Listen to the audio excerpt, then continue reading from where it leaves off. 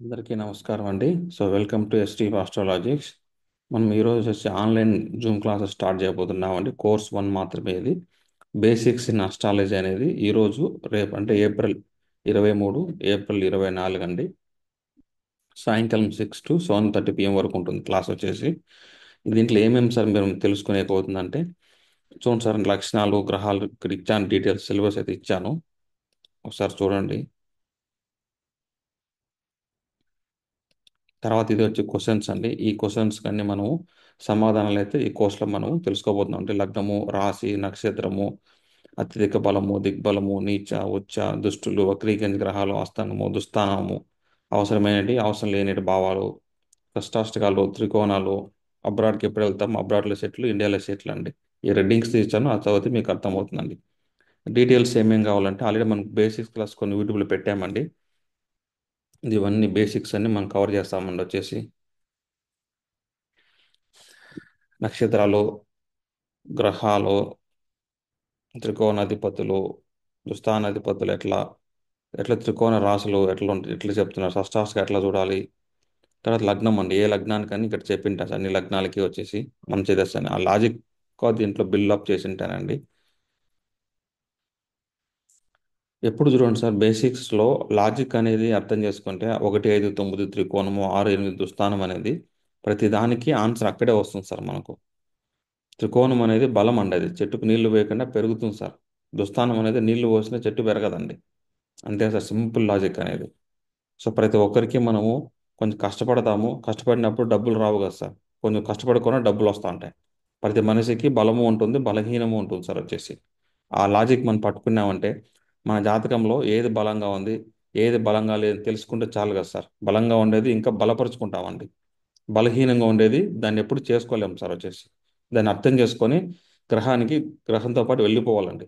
చాలామంది మీ బలహీనతను బలం చేసుకో అంటారండి. బలహీనతను బలం చేసుకుంటే ఏమవుతుంది సార్, బలాన్ని ఇంకా ఎక్కువ బలపరుచుకోండి.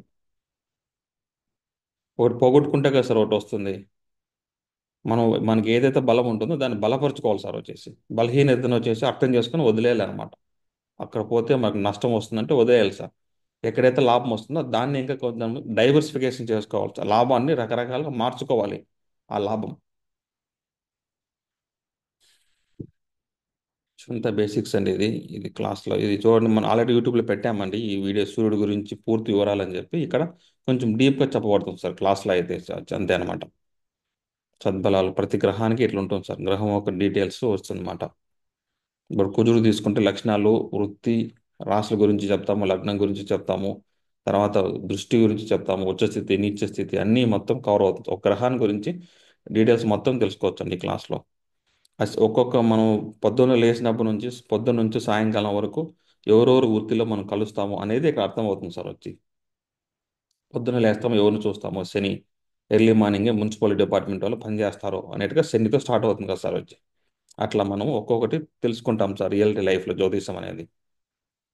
రాహుకేతుల గురించి లక్షణాలు, మళ్ళీ ఇక్కడ ఉచ్చస్థితి, నీచస్థితి, గ్రహాలు, గ్రహాల యొక్క దృష్టులు, ప్లానటరీ గ్రహ యుద్ధం, పరివర్తనము, మళ్ళీ వక్రించిన గ్రహాలు, నార్మల్గా తేడా ఏంటి సార్ ఈ మూడింటికి అనేది చెప్పబడుతుంది సార్ వచ్చి. తర్వాత అనాథ గ్రహాలు, అంటే ఈ దశ వచ్చినప్పుడు మనకు ఎవరు సహాయం చేయరు సార్ వచ్చేసి. శని, బుధుడు, శుక్రుడు ఇక్కడ ఇచ్చిన కాంబినేషన్స్లో మనకి ఎవరు సహాయం చేయనట్టుగా అర్థం అండి. మళ్ళీ రాశుల యొక్క లక్షణాలు సార్, ఏ రాశి ఏమి లక్షణాలు ఉన్నాయి, ఎట్లెట్లా చూడాలి అనేది ఇక్కడ బాగా తెలుస్తుంది సార్ వచ్చేసి బేసిక్స్. భావం యొక్క లక్షణాలు సార్, 12 భావాలకి ఒక్కొక్క భావానికి లక్షణాలు ఉంటుంది కదా సార్, అది ఇంపార్టెంట్ అనమాట.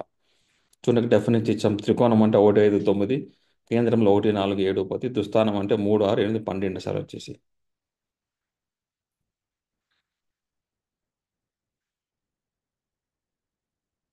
బేసిక్స్ ఇచ్చామండి. మళ్ళీ వస్తుంది ఇక్కడ లగ్న ఫలితం, ఒక్కొక్క లగ్నానికి ఒక ఫలితం ఉంటుంది సార్. తెలుసుకోవాలన్నమాట ఏ లగ్నానికి, ప్రతి లగ్నానికి పాజిటివ్ ఉంటుంది, ప్రతి లగ్నానికి నెగిటివ్ ఉంటుంది సార్. భావం మారుతుంది అంతే అనమాట. కన్యా లగ్నం చూడండి, 3, 8 వచ్చేసి కుజుడు అవుతాడు సార్ వచ్చేసి. 3, 8 కుజుడు అవుతాడండి. చూడండి, అప్పుడు 4, 7 మంచి గురువు కదా సార్. రెండు కేంద్రాలకు అధిపతి గురువు అవుతాడు.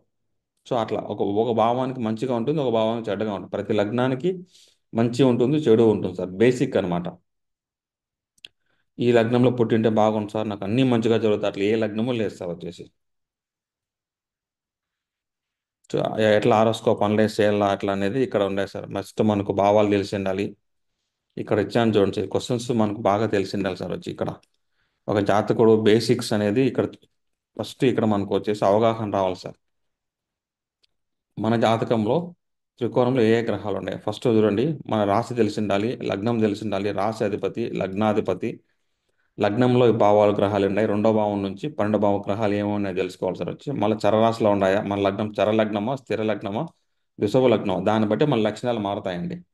గ్రహాలు అగ్నితత్వ రాశిలో ఉన్నాయా, భూతత్వ రాశిలో ఉన్నాయా, వాయుతత్వ రాశిలో ఉన్నాయా, జలతత్వ రాశిలో ఉన్నాయా, అప్పుడు మారుతుంది సార్ గ్రహం లక్షణాలు.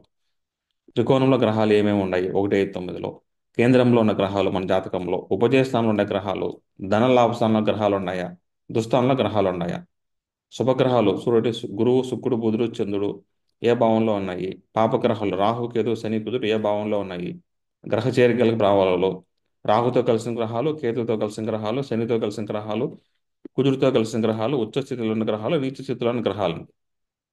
ఈ బేసిక్స్ మనకు తెలియాలి సార్ వచ్చేసి. తర్వాత దిగ్బలము, పాజిటివ్ రిజల్ట్స్ ఉండేది మూడే మూడు యోగాలు సార్, ఇక్కడ చెప్పేస్తాం అనమాట. జాతకుడికి దిగ్బలం యోగం కానీ, పంచమహాపురుష యోగం కానీ, ధర్మకర్మాధిపతి యోగం అంటే కింది స్థాయి నుంచి పై స్థాయి వరకు వెళ్ళిపోతారు సార్ ఆ వ్యక్తికి, మనం రాయి చేయొచ్చు అనమాట. ఖచ్చితంగా చూడండి, కింద నుంచి పైకి వచ్చినాం సార్ అనేటి వాళ్ళందరికీ ఇది ఉంటాయి సార్ వచ్చేసి. తర్వాత అష్టమాధిపతి ఎవరు, మారగాధిపతి ఎవరు, బాధగాధిపతి ఎవరు. బాధగాధిపతి మారుతుంది సార్, చరలగ్నము, స్థిర ద్విషభ లగ్నాలకి మారుతుంది అనమాట.